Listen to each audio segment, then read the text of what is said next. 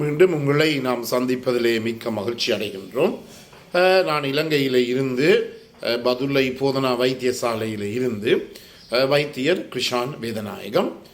நாங்கள் பார்த்து கொண்டிருக்கின்ற விடயம் ஆண்களுக்கு ஏற்படுகின்ற இந்த பாலியல் ரீதியான பிரச்சனைகள். அதில் முக்கியமாக இரட்டைல் டிஸ்ஃபங்க்ஷன் என்று சொல்லப்படுகின்ற ஆண்குறி வரைப்படைய முடியாத தன்மை, அதே நேரத்தில் விந்து முந்துதல், அதாவது ப்ரீமெச்சுவர் இஜக்குலேஷனை பற்றி பார்த்து கொண்டிருக்கின்றோம்.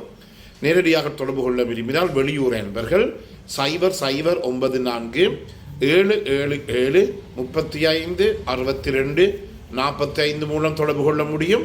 உள்ளூர் என்பர்கள் 0777356245 மூலமாக வாட்ஸ்அப் ஊடாக தொடர்புகளை மேற்கொள்ள முடியும். எனவே இன்று இந்த நாட்களிலே கொஞ்சம் வயது போனவர்கள், அதாவது வயது போனவர் என்று சொல்லுகின்ற போது தயவு செய்து என்னுடன் கோபிக்க வேண்டாம். நீங்கள் வயது போனவர்கள் இல்லை என்றாலும் அந்த ஏஜில் வயசில் கொஞ்சம் மூத்தவர்கள் என்று சொல்லலாம். அவர்கள் பல பேர் என்னிடம் வந்து தங்களுக்குரிய பாலியல் பிரச்சனைகளையும் பாலியல் சம்பந்தமான தீர்வுகளையும் மிக அதிகமாக கேட்டிருக்கிறார்கள். அதாவது இந்த ஆண்களுக்குரிய, இப்போது நான் சொன்னேன் 1994 பிற்பாடுதான் இந்த ஆட்களுக்கு ஏற்படுகின்ற இந்த பாலியல் பிரச்சனையை பற்றிய ஆய்வுகள் எல்லாம் மிகவும் விவரமாக தொடங்கியது 94 பிற்பாடு. எனவே இவ்வளவு காலம் செய்த ஆராய்ச்சி முடிவுகளின்படி இந்த இரட்டைல் டிஸ்ஃபங்க்ஷன் அதாவது ஆண்குறி விரைப்படைய முடியாத தன்மை அல்லது இந்த ப்ரீமெச்சுவர் இஜக்குலேஷன் சொல்லப்படுகிற விந்து முந்துதல் தன்மை ஒரு ஆணினுடைய 100% ஆண்களினுடைய வாழ்க்கை காலத்திலே ஒரு தடவையாவது கட்டாயம் ஏற்பட்டிருக்கும். இதை கவனித்துக் கொள்ளுங்கள். 100% ஆண்களில் வாழ்க்கை காலத்திலே ஒரு தடவை, அது அவருடைய 18 வயசாயிருக்கலாம், 16 வயசாயிருக்கலாம், 22 வயசாயிருக்கலாம், 40 வயசாயிருக்கலாம், 85 வயசாக இருக்கலாம். வாழ்க்கை காலத்திலே ஒரு தடவையாவது இந்த பிரச்சனை ஏற்படாத நிலைமை இல்லை. யாரும் சொல்லுவார்களாக இருந்தால் அவர்கள் பொய்யராகத்தான் இருப்பார்கள். இதுதான் யதார்த்தம், இதுதான் உண்மை. எனவே வாழ்க்கை காலத்திலே ஒரு தடவையாவது அவர்களுக்கு இந்த பிரச்சனை இருக்கும்.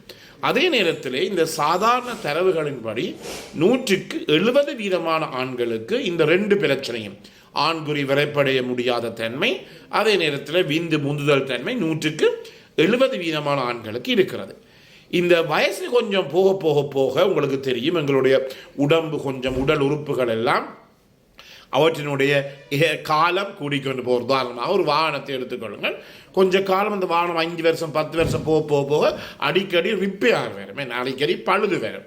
அதே போல தான் எங்களை உடம்பும் போக போக போக கொஞ்சம் மக்கர் பண்ண தொடங்கும், கொஞ்சம் பிரச்சனை கொடுக்க தொடங்கும். என்றபடினாலே வயசு செல்ல செல்ல செல்ல இந்த பிரச்சனை கூடிக்கொண்டு போகும். சாதாரணமாக நான் கண்ட நோயாளி, என்னிடம் வந்த நோயாளி, அவருடைய வயது 86 வயசு. எனவே என்னை பொறுத்த மட்டிலே ஒரு ஆண் பாலியல் ரீதியான தொடர்புகளை வைத்துக் கொள்ளக்கூடிய மிக கூடிய வயசு என்று சொன்னால் 82 இருந்து 86 வயசு என்றும் எடுக்கலாம். அதுக்கு மேலேயும் வைத்துக் கொண்டால் பிரச்சனையே இல்லை. ஒரு சாதாரண நிலைமையிலே ஒரு ஆணினுடைய வயது 82 இருந்து 84 மட்டும் இந்த பிரச்சனை வருகிறது. இந்த பெண் சாதாரணமாக பாலியல் தொடர்பை வைத்துக் கொள்ளலாம். ஆனால் ஆண்களுக்கு ஏற்படுகின்ற இந்த 4 பிரச்சனைகள் காரணமாக இந்த ஆண்குறி விரைப்படைய முடியாத தன்மை, விந்து முந்துதல் தன்மை கொஞ்சம் கூடுதலாக இருக்கிறது.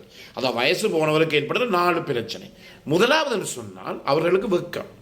யாராவது பார்த்து விடுவார்களா? நான் என் மனைவியுடன் சென்று அறைக்குள்ளே பூட்டிக் கொண்டிருப்பதை இந்த வயசு போன காலத்திலே பார்த்து விட்டால் வெட்கம். அல்லது நான் ஹோட்டலுக்கு என்னுடைய கேர்ள் ஃப்ரெண்டுடன், என்னுடைய பெண் துணையுடன் போனால் யாராவது பார்த்து விட்டால் வெட்கம். இவ்வாறு ஒரு பிரச்சனை அவர்களுக்கு இருக்கு. அதாவது குடும்பத்திலே பிள்ளைகள் இருக்கும், பேர பிள்ளைகள் இருக்கும், பிள்ளைகளுடைய மனைவி மாதிரி இருப்பினும், மருமகள் மாதிரி இருப்பினும், இவ்வாறு பல பேர் இருக்கின்ற இடத்திலே நான் என்னுடைய மனைவியுடன் சென்று அறைக்குள்ளே பூட்டிக்கொண்டு இருக்கலாமா? அல்லது ஒரு ஹோட்டலுக்கு போகின்ற போது ஒரு கேர்ள் ஃப்ரெண்டுடன் அந்த இடத்திலே இதை யாராவது கண்டால் என்ன யோசிப்பார்கள்? இந்த கிழவனுக்கு, இந்த கிழட்டு பயலுக்கு இந்த வயசிலும் ஏதாவது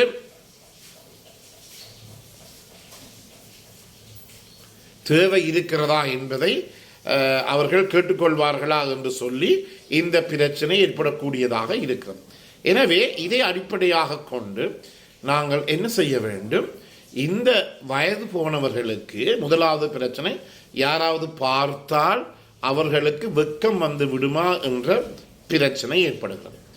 இரண்டாவதாக இன்னும் ஒரு பிரச்சனை இருக்கிறது என்னவென்றால், அவர்களுக்கு நோய்கள், பல நோய்கள், பிரஷர் வரலாம், உயர்குருதி அமுக்கம், அல்லது டயபெட்டிஸ் சீனி வருத்தம், அல்லது நரம்புகள் சம்பந்தமான வருத்தங்கள், அல்லது cholesterol, high cholesterol, high triglyceride போன்ற பல பிரச்சனைகள் காரணமாகவும் அவர்களுக்கு இந்த பிரச்சனை ஏற்படுகிறது. எனவே நான் எதிராவது என்னுடன் கதைத்தால் முதலிலே அவரிடம் கேட்பது என்னவென்றால், அவர்களுக்கு உங்களுக்கு ஏதாவது வருத்தம் இருக்கா, ப்ரெஷர் இருக்கா, சீனி வருத்தம் இருக்கா, டயபெட்டிக் இருக்கா, நீரிழிவு நோய் இருக்கா, கொலஸ்ட்ரால் கூடவா என்று சொல்லி நாங்கள் அவர்களிடம் மிக விவரமாக கேட்டுக்கொள்வோம். எனவே இந்த நோய், எனவே வயசு போக போக எல்லா நோயும் ஏற்படும், யாருக்கும் வரும். உங்களுக்கு தெரியும், இந்தியாவில் இந்த காலப்பகுதியிலே 40 வயசுக்கு உட்பட்டு நான் நினைக்கிறேன் 3-4 இளம் கார்டியோ தொராசிக் சர்ஜன், அதாவது இருதயத்தை வெட்டுகின்ற பெரிய பெரிய வைத்திய நிபுணர்கள் எல்லாம் என்ன செய்திருக்கிறார்கள், இறந்திருக்கிறார்கள். எனவே இதை அடிப்படையாக கொண்டு வயது போகின்ற போது நோய்கள் ஏற்படக்கூடிய தன்மை இருக்கின்றது. எனவே இந்த நோய்கள் காரணமாகவும் இந்த பிரச்சனை ஏற்படும்.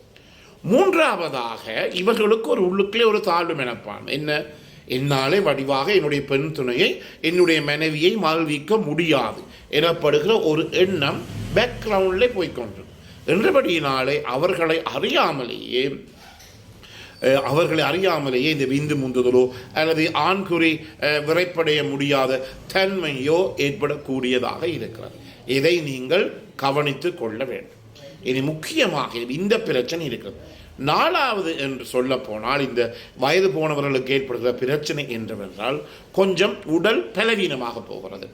உடல் பலவீனமாக போகின்ற போது தன்னுடைய மனைவியை மகிழ்விக்க முடியாதோ அல்லது தன்னுடைய பெண் துணையோ மனைவியோ உச்சக்கட்டம் ஆர்காசம் ஏற்படுத்த என்னால் முடியாதோ என்ற ஒரு பிரச்சனை நான் முதலில் தன்னுடைய ஃபீட்பேக் இன்ஹிபிஷன் அவர்களுக்கு ஏற்படுகிறது.